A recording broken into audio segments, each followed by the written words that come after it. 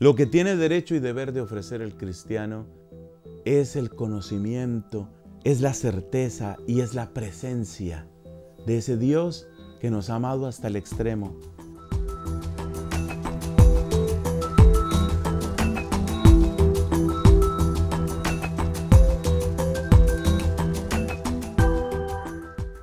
Vamos a situarnos en la propuesta que nos hizo el Papa Benedicto, un espacio de diálogo, atrio de los gentiles, darnos la oportunidad de quitar prejuicios, darnos la oportunidad de mirarnos más allá de las etiquetas y de los malos entendidos. Vamos a darnos esa oportunidad. En ese contexto, podemos imaginar como un amplio diálogo donde hay personas que tienen distintas opiniones, por supuesto, distintas opciones de vida también. En ese lugar y en ese ambiente, se le pasa un micrófono a un cristiano y se le pregunta, ¿tú qué tienes para dar? O sea, ¿cuál es tu propuesta? ¿Qué es lo que tú ofreces? ¿Qué es lo que tú pones sobre la mesa? Es una pregunta muy buena, es una pregunta muy útil, porque hay mucha gente que cree que lo único que el cristianismo va a traer es una larga cadena de no, no, no y tampoco. Ese es el cristianismo. No, no, no, no, no y tampoco. Y ahí termina el cristianismo.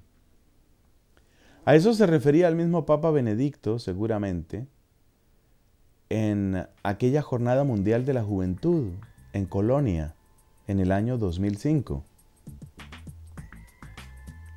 donde precisamente quería subrayar ante los jóvenes, pero en realidad ante el mundo entero, quería subrayar todo el sí que es Cristo, todo el sí que trae Cristo. Más que quitar, Cristo agrega y suma. Cristo viene a tu vida para enriquecerla, para hacerla fecunda, para hacerla bella. Entonces, quitemos también ese prejuicio, el prejuicio del cristianismo como una sumatoria de no es. Y preguntémonos, entonces, ¿qué es lo que sí trae el cristianismo? Pues vamos a Cristo. Vamos a su mensaje, vamos a su predicación. ¿Qué es lo que trae Cristo? Y lo que encontramos es que Cristo habla del reino de Dios. Y Cristo se presenta como aquel que tiene una relación absolutamente única con el Padre Celestial. El Padre y el reino. No cabe la menor duda de que estos son los dos grandes protagonistas en la predicación de Cristo. Él no enfatiza, no está en el centro de su atención su propia persona. No habla tanto de sí mismo. Si vamos a ser sinceros, tampoco presenta una especie de perfil, una especie de propuesta o de programa sobre cómo debe ser la sociedad. No podemos equiparar a Cristo con Demócrito o con Solón. Son lógicas distintas. No estamos ante uno que organiza a la ciudadanía. No es en ese sentido un líder político. Es evidente que todo lo que Cristo diga tendrá implicaciones en muchas áreas de la vida humana, también en la política. Pero decir que Cristo, en primer lugar, tiene una agenda política, realmente no se corresponde ni poco con el rostro de Cristo en los evangelios. Porque ocasiones tuvo muchísimas y potenciales seguidores muchos más para haber implementado, o por lo menos diseñado, delineado un programa político. Nada de eso aparece. No es tampoco un filósofo. Es verdad que hay profundidad en muchas de sus palabras, pero no es propiamente un filósofo. No le encontramos interesado por grandes cuestiones que por su profundidad o por su abstracción estarían muy distantes del pueblo llano. Al contrario, una gran porción de su predicación son parábolas. Y esto lo sabemos no solamente por las parábolas que se conservan en los evangelios, sino porque alguno de ellos comenta que Cristo todo lo enseñaba con parábolas. Eso no es exactamente lo que nosotros esperamos de un filósofo. El rigor terminológico propio del ejercicio racional no es lo que destaca en las parábolas, tienen otra intención. No es un político, no es un filósofo. Tampoco es un jefe militar a la manera de los macabeos. Judas Macabeo, por ejemplo, viene a liderar una revuelta en contra del imperio helenístico. Esto sucede como en el siglo III antes de Cristo. Y en el libro de los Hechos de los Apóstoles, al principio se hace como un recuento, en alguno de los primeros capítulos se hace como un recuento de algunos de los que han sido jefes guerrilleros, jefes de revolución, líderes militares. Concretamente, en la intervención que hace un maestro de la ley llamado Gamaliel, muy respetado, una intervención ante el Sanedrín, él dice: hace un tiempo surgió un tal Teudas, y así menciona unos 2 o 3 líderes. Cristo no pertenece a ese grupo. ¿En cuántas oportunidades quisieron proclamarlo rey? Ese era el momento para recoger el clamor y la voluntad popular y para irse contra los romanos. Pero no hace eso. Entonces, ¿qué es lo que viene a proponer Cristo? Volvemos al punto anterior. Él habla del reinado de Dios, habla de Dios reinando y habla de Dios como Padre.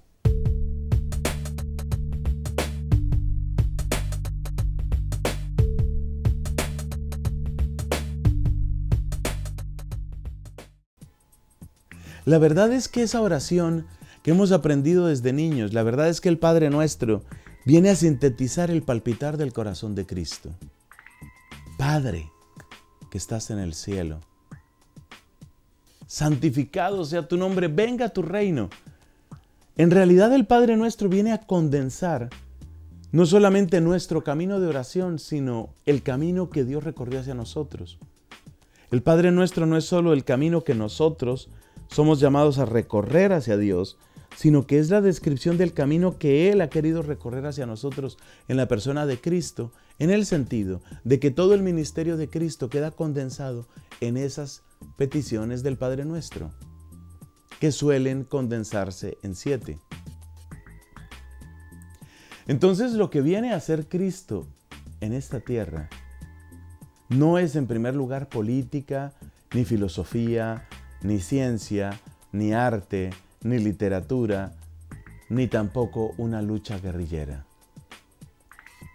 Viene a presentarnos y viene a anunciar el reino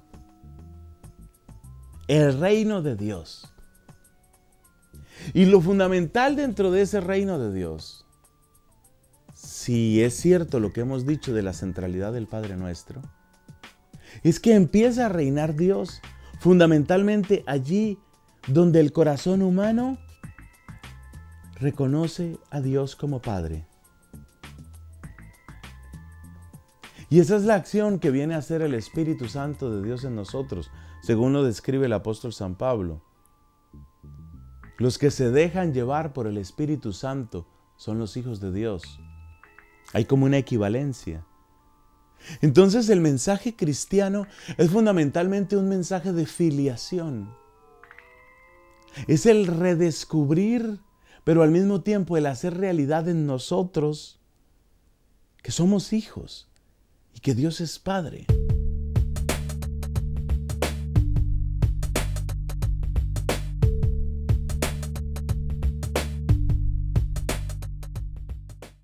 Esta terminología ha quedado tan profundamente implantada en lo que llamamos Occidente.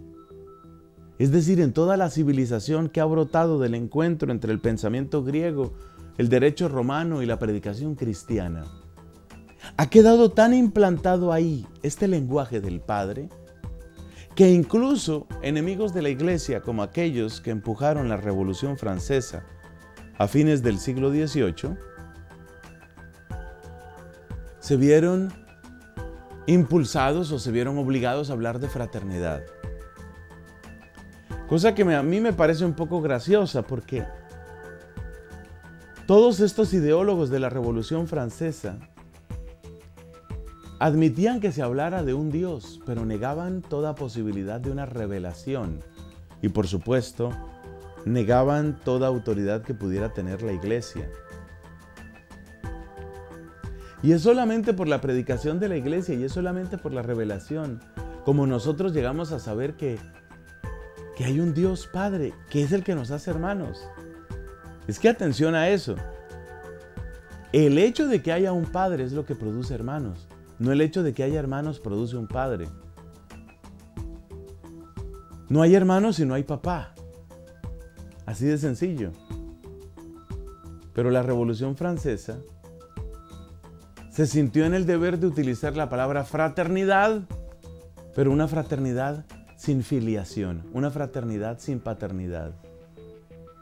Por supuesto, es una contradicción en los términos, pero viene a mostrar de un modo muy profundo hasta dónde el mensaje cristiano estaba, como dirían los seguidores del psicoanalista Jung, estaba en el inconsciente colectivo. ¿Hasta dónde está en el inconsciente colectivo el hecho de que somos hijos de un mismo Padre? ¿Hasta dónde se nota en la Revolución Francesa que aunque se opone a la revelación y se opone a la predicación y se opone a la Iglesia y a la Biblia, sigue hablando de fraternidad? Pero el fundamento de la fraternidad está en que tenemos un Padre. Y entonces la relación entre los seres humanos se define de un modo diferente. Esto brilla, por ejemplo, en un documento del Nuevo Testamento, la carta a Filemón. En esta carta a Filemón, el apóstol San Pablo le escribe a este hombre que se llamaba así, hablándole en favor de un esclavo, había esclavos en esa época, llamado Onésimo. Y el apóstol Pablo le escribe a Filemón, vaya privilegio para Filemón, que alguien me escriba, que alguien de la altura de Pablo me escriba, pues eso es mucho decir. Y el propósito de la carta es mostrarle a Filemón que más allá de lo que digan las relaciones humanas, quiero decir las relaciones sociales, Onésimo es su hermano. Es su hermano. Filemón, escúchame, Filemón. Onésimo, no importa lo que digan los contratos, no importa lo que diga la tradición, es tu hermano. ¿Por qué? Porque ha sido engendrado por la palabra de salvación. Es tu hermano. Y esa es la novedad cristiana. Cuando nosotros descubrimos que somos hijos de un mismo Padre y descubrimos en ese Padre amoroso la fuente bendita de perdón, de salvación, de conversión, de vida nueva. Porque no es Padre simplemente en sentido metafórico, es Padre porque nos da vida, porque nos da la vida nueva. Y esa vida nueva es regalo porque nadie tenía mérito para conseguirla. Entonces la revelación de Dios como Padre, la irrupción del reinado de Dios a partir de esa certeza que cada cristiano adquiere de que Dios es su Padre. La irrupción del reino de Dios, la proclamación de Dios como Padre, esas dos cosas van unidas al anuncio del amor, al amor incomprensible, inagotable, irreversible. El amor loco, dice Catalina de Siena. Pareces un borracho, le dice Catalina a Dios. Pareces un borracho, pareces un loco con esa manera tuya de amar. Es ese amor colosal, es ese amor gigantesco, manifiesto en el don que Papá Dios nos hace de su propio Hijo. Es ese amor maravilloso. Eso es lo que tiene la iglesia. Eso es lo que tiene para dar.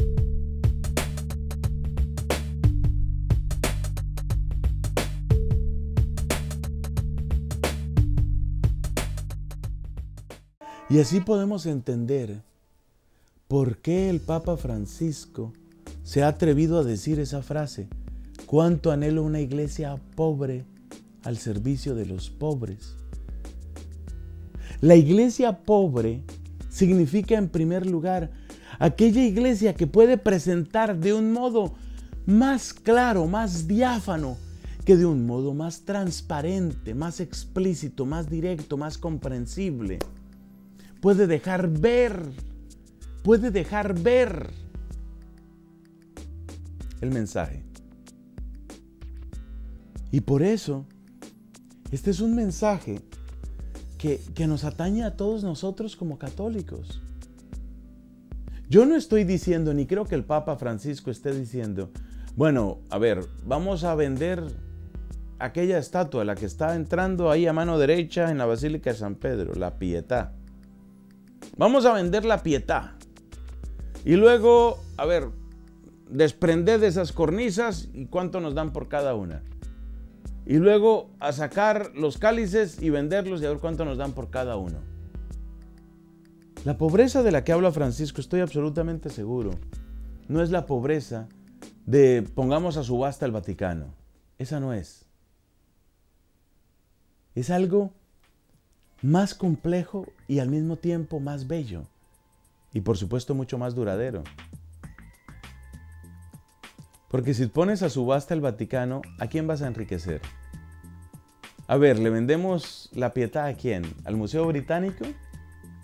¿Y que entonces vayan las ganancias para Londres y no para Roma? ¿O qué es lo que quieres exactamente? ¿Vendemos el cáliz y entonces ese cáliz lo exhibe quién? Si tu tema es el dinero, ¿de verdad tú crees que eso arregla algo?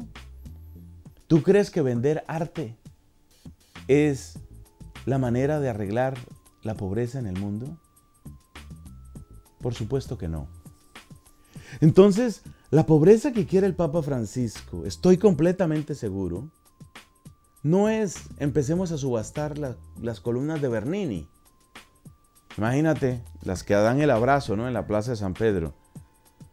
¿Cuánto darán por una columna de Bernini? Una columna que lleva 3 siglos, 4 siglos ahí, 5 siglos creo yo. Vamos a vender las columnas de Bernini. Por cada una pedimos $500,000 euros. Vendidas. Y luego que cada uno pues haga con esa plata, haga con ese dinero lo que quiera. No es eso.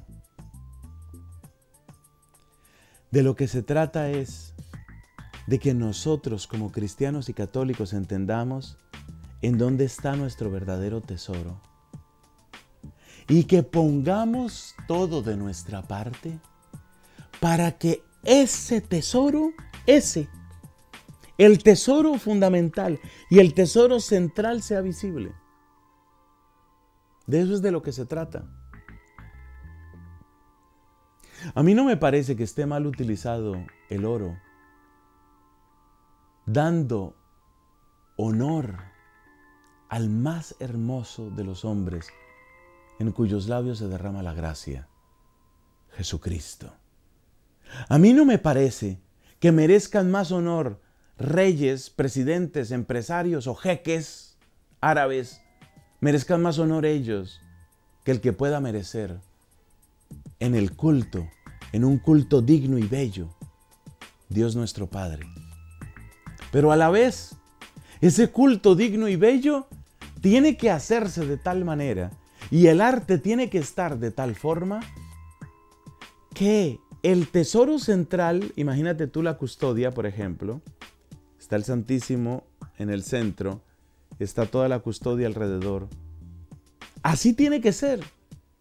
Que toda la belleza que nuestras manos pudieran producir, o el oro, o las perlas preciosas, o los diamantes, o los rubíes, que todo lo que nosotros pudiéramos hacer jamás oculte la hermosa simplicidad de un Dios que ha querido darse sin reservas a nosotros. Ese es el cristianismo, esa es la fe cristiana. Ser cristiano es eso. Ser cristiano es saber presentar con sencillez, pero al mismo tiempo con la abundancia de su hermosura, que Dios nos ha amado hasta el extremo. Se da como una tensión, reconozcámoslo. Se da como una tensión dialéctica. Porque al mismo tiempo tenemos que presentar la simplicidad y la abundancia de Dios. Pero es que así es también la naturaleza. Ese Dios simplísimo en su naturaleza, mira lo que nos ha regalado en los campos, en las montañas. Mira cómo visten los lirios. Nos invita a Cristo a reconocer. Entonces,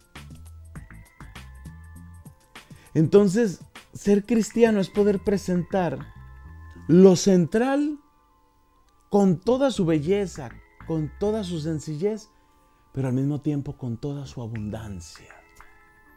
Porque nuestro Dios no es un Dios tacaño. Nuestro Dios no es un Dios avaro ni envidioso que esconde su hermosura, la muestra. Si no te has dado cuenta, sal a la ventana y mira un atardecer. Nada más piensa cuánta energía se produce en ese reactor de fisión termonuclear, de fusión termonuclear, que es el Sol. Y de toda esa cantidad de energía, ¿cuánto le llega a la Tierra? ¿No te parece un gran desperdicio? ¿A Dios no le parece desperdicio? ¿A Dios no le parece desperdicio hacer ese magnífico atardecer que a veces nadie se lo mira? ¿A Dios no le parece desperdicio hacer hermosísimas flores que son envidia de los joyeros y que crecen y mueren en lo oculto del bosque? No es esa la manera de entrar con rabia o con envidia a hablar de pobreza en la iglesia. Pero cuidado, los lujos, las comodidades, el fasto, sí que puede tener poder en nuestro corazón.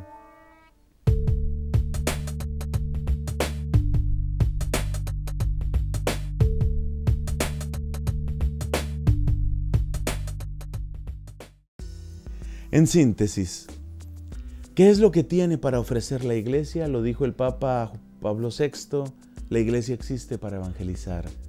El gran tesoro de la iglesia es el Evangelio. El Evangelio es la noticia del amor de Dios. Somos hijos de Papá Dios, llamados a la santidad y a la comunión con Él. Por supuesto, esta santidad implica conversión, implica dejar el pecado, implica la práctica real de la virtud. No es una fantasía, no es una declaración extrínseca, no es palmadita en la espalda, es conversión, es crecimiento en la virtud y es cima de santidad. Ese es el Evangelio. Un ideal al mismo tiempo plenamente humano y plenamente divino. Y lo más hermoso de todo, esa oferta la hace Dios desde sí mismo, por pura gracia, por puro amor. Tal vez la palabra que define más claramente una frontera entre el mensaje cristiano y otras posturas ante la vida es la palabra gracia.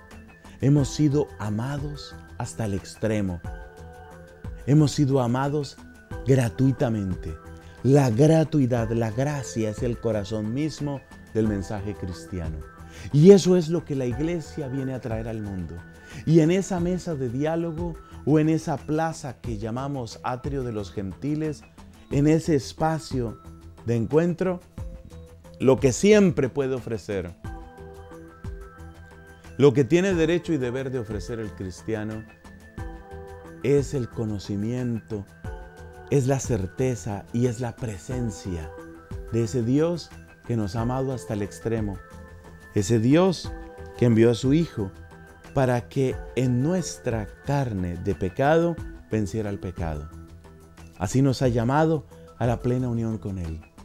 Y ese mensaje bellísimo, ese que es el tesoro de la iglesia, eso que es lo que la iglesia tiene que dar, eso es lo que está en el centro. Es simple.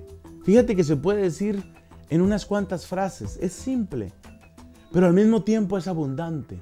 Y al mismo tiempo implica la recapitulación de todas las cosas en Cristo. Por eso, la iglesia tiene que predicar al mismo tiempo la simplicidad y la abundancia del Evangelio.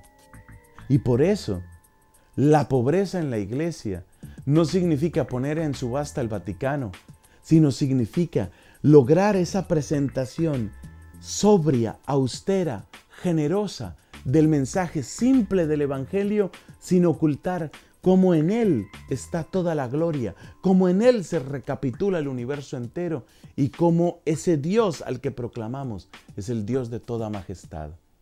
Esa es la hermosura de la fe cristiana. Eso es lo que nosotros queremos vivir y eso es también lo que queremos ofrecer. Que Dios el Señor lo haga verdad en tu vida y en la mía y que nos bendiga para siempre. Amén.